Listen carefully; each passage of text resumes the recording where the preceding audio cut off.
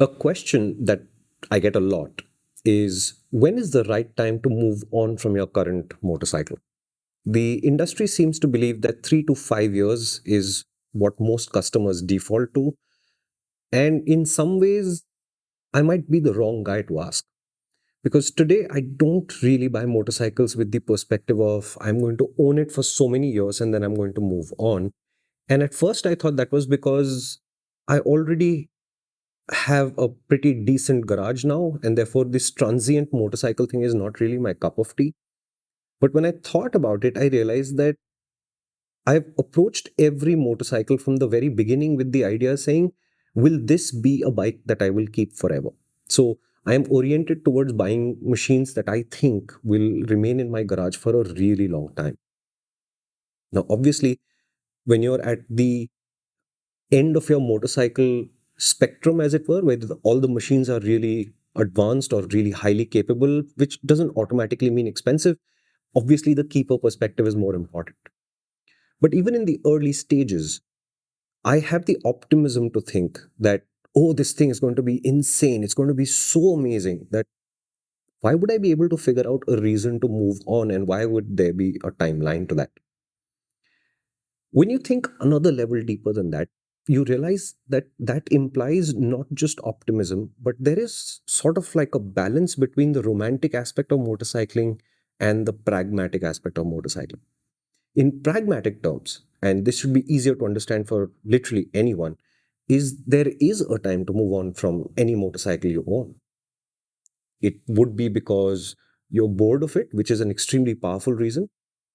It could be because the emotional attachment you have or the thrill you get from it is no longer working that well. Or the idea that you've learned so much from this motorcycle and the time that you spent with it that now logically you just need something more capable so you can continue to learn, have a new perspective, and learn new stuff and move on and do other stuff with your life with motorcycles. That's one way to look at it. If you're a quick learner, this might happen to you a year into owning a motorcycle. If you've bought the wrong motorcycle and it's troubling you, that might start as little as a year from when you bought the motorcycle. The other side of it is the romantic side of it, where you're investing an emotion into the motorcycle, and some motorcycles add one back, as it were. So every time you add 1 unit of emotion, it gives you one back, and that multiplies to the point where it becomes so powerful that you start thinking about adding a motorcycle or scooter or car to your garage rather than replacing the one that you've got. Those are the kind of motorcycles that we at MotorInc would ideally always be able to guide you towards. And the problem is, we don't always know you as well as we need to be able to figure out what that machine might be. But when you find a motorcycle like that, don't move on. Move sideways, get more stuff, but don't move on from that particular machine. In my case, my first big bike was a street triple, and I bought it with a lot of hope and ambition. And about 6 months later, I started to feel like I was not enjoying that experience as much as I thought I would. And at the first available opportunity, I did move on, and I found a much better motorcycle. And that motorcycle then stayed with me for 60,000 kilometers or something. And it taught me a lot, and that was a much better thing for me to move on. But that motorcycle, the Multistrada 1200, I also moved on from. I'd put about 55, 60,000 kilometers on it. I knew it intimately. It was brilliant. It was not unreliable. There was no logical reason to move on. But the thing that I cottoned on to is that if I held on to that motorcycle, would I be able to afford another motorcycle of that expense? No. Would I continue to learn as much as I had over those 50,000 kilometers from that motorcycle itself? Also, no. So pragmatically, I had to move on, although in the romantic sense, I was still very much in love with that motorcycle, but I had to move on. The idea that I wanted to present to you is, maybe it's not a great way to think about motorcycling to say, I'll buy this and then it'll be with me for 5 years and I'll move on. I think a more productive way to think about motorcycling is, I want this motorcycle for these emotional reasons, these practical reasons, and these budget reasons. I think these are the things it will do for me. Many of them will pan out. And when enough has panned out, you can start planning your next purchase.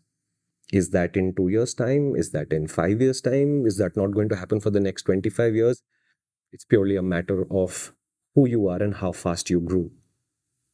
But here's the thing, there is the idea that if I keep changing motorcycles at rapid intervals, I'll learn a lot. But the motorcycles you'll truly remember for a long time, they are the ones that you feel like you should have kept them around. I had two RD350s when I came to Mumbai in the year 2000. One way or another, they both moved on. And would I learn a lot about riding motorcycles from those RDs today? Perhaps not.